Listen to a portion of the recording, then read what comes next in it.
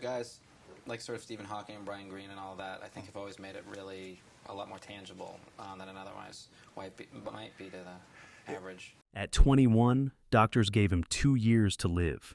He gave the universe a lifetime of answers. But Stephen Hawking didn't just defy science, he rewrote it, lived it, and laughed in its face. Let's rewind. Stephen William Hawking was born on January 8, 1942. Exactly 300 years after Galileo's death. Coincidence? Maybe. But the stars were already aligning.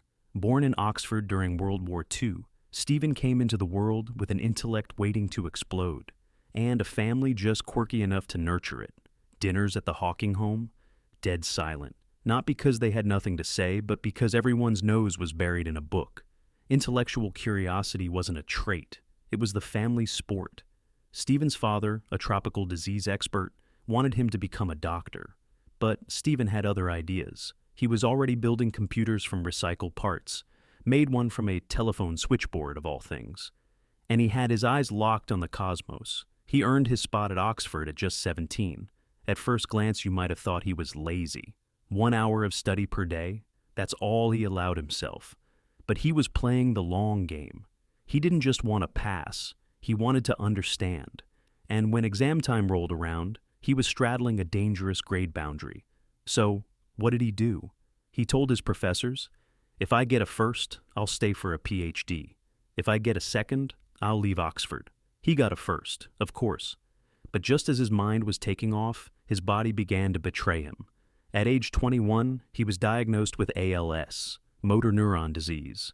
Doctors gave him 2 years, maybe 3. He fell into a deep depression. He avoided people. He shut down.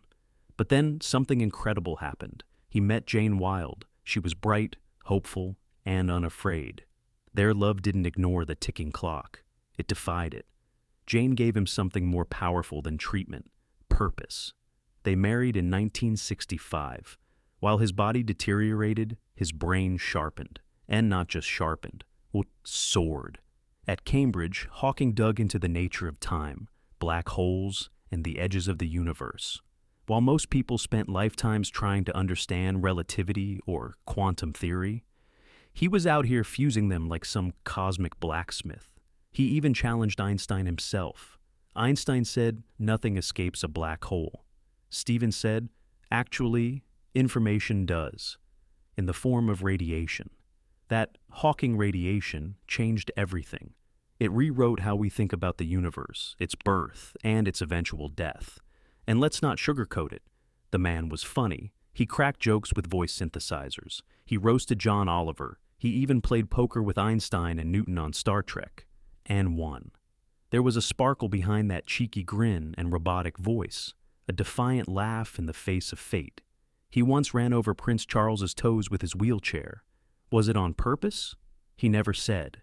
But when asked, he simply smirked. Legend. But behind the fame, the TED Talks, and best-selling books, there was pain.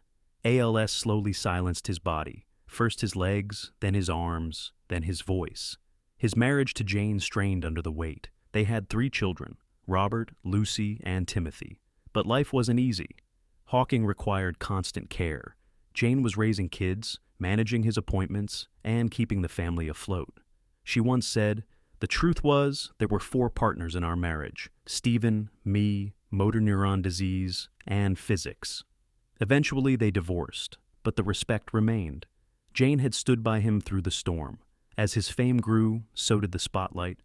There were controversies, questions about how his caregivers treated him, rumors of emotional and physical abuse.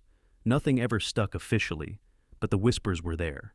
Still, Hawking kept pushing. He wrote A Brief History of Time, a book that tried to explain the entire universe in under 200 pages. It sold over 25 million copies. Not bad for a guy who couldn't type it himself. He dictated the entire thing through a speech synthesizer that tracked his cheek movements. He kept giving lectures, giving hope, and giving science the middle finger every time it tried to limit him.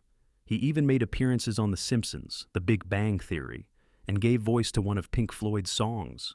That's not just science royalty, that's pop culture immortality. But despite all the accolades, what really made Stephen Hawking extraordinary wasn't just his mind, it was his spirit. He was a man trapped in a failing body who still chose to live fully, to imagine freely, to laugh loudly, even if only in text-to-speech. He once said, "However difficult life may seem, there is always something you can do and succeed at, and that's the lesson." We look at Stephen Hawking and see an astrophysicist, a mathematician, a genius, but we should also see a fighter, a father, a man who lost his voice, but never his power. When he passed away on March 14th, 2018, Pi Day, fittingly, the world dimmed just a little, but not for long. His ashes were buried between Isaac Newton and Charles Darwin in Westminster Abbey, two titans of science, and he earned that place, not because of his equations, but because he believed. He believed in the infinite power of human curiosity, of love, of hope, even in a collapsing universe.